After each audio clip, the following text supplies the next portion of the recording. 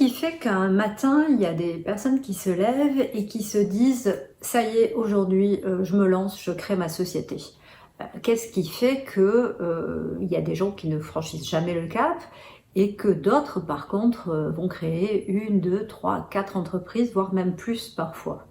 Ou plutôt la question qu'on devrait se poser, me semble-t-il, c'est quels sont les freins qui font que on est incapable de se dire je serai aussi valable en tant que chef d'entreprise, à mon compte, commerçant, artisan, entrepreneur, plutôt que en tant que salarié ou employé. Quelles sont ces limites, quels sont ces freins que l'on s'impose et qui font que certaines personnes sont incapables de se lancer en affaires alors que d'autres franchissent le cap allègrement. Alors parmi les personnes que je coach et que je forme, il y a 3 principaux freins que j'ai remarqués et qui reviennent pratiquement tout le temps. Le premier, c'est être atteint de ce que l'on appelle le syndrome de l'imposteur. Le second, c'est avoir des difficultés à sortir de sa zone de confort. Le troisième frein, et là je me reconnais vraiment là-dedans parce que je l'ai vécu à de nombreuses reprises, c'est être trop perfectionniste. Alors quel est ce fameux syndrome de l'imposteur? Alors le syndrome de l'imposteur, c'est le fait de ne pas se sentir légitime dans un domaine précis.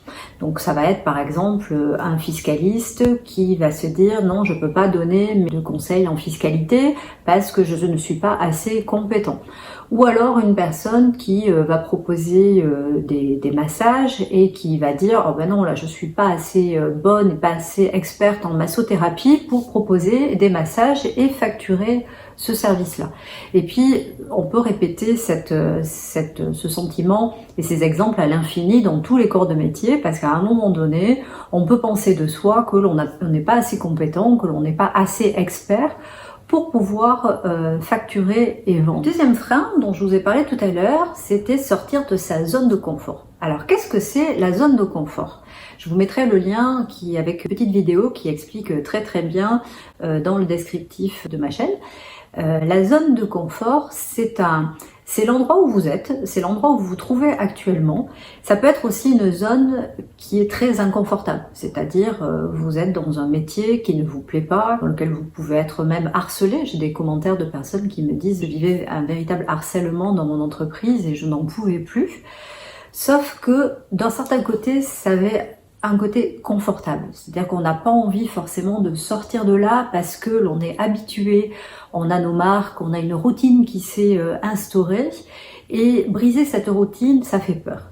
On n'a pas forcément envie de tout envoyer balader parce qu'on va vers l'inconnu et aller vers l'inconnu, ça crée de l'insécurité. Donc, qu'est-ce qu'on fait? On reste dans cette zone de confort, de sécurité, même si elle est inconfortable, et on se complaît là-dedans et on a du mal à franchir le cap, on a du mal à aller vers l'inconnu. Alors le troisième frein, et là je me reconnais vraiment là-dedans parce que je l'ai vécu à de nombreuses reprises, c'est être trop perfectionniste. Donc moi j'ai fait une école de commerce. Dans les écoles de commerce autrefois, on vous annonçait qu'il fallait préparer un business plan, faire une étude de marché et se lancer une fois que tout était fait. Ça peut être aussi bien par exemple créer son site internet, obtenir un nom, avoir un design, une identité visuelle, avoir le meilleur produit, créer le meilleur emballage. Voilà. Si on commence à penser à tout ça avant même de se lancer, du coup, la tâche est tellement importante et tellement monstrueuse qu'au final, on ne fait rien. Or, c'est pas comme ça qu'il faut faire.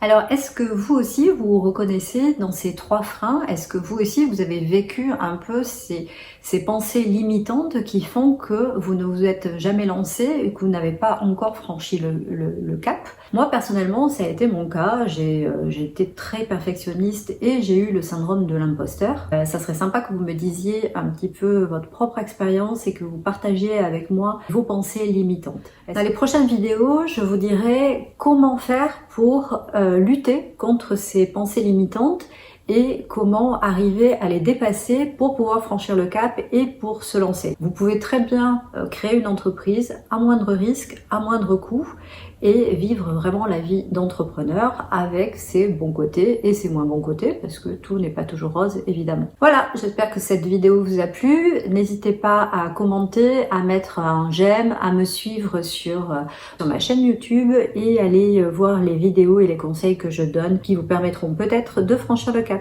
À très bientôt.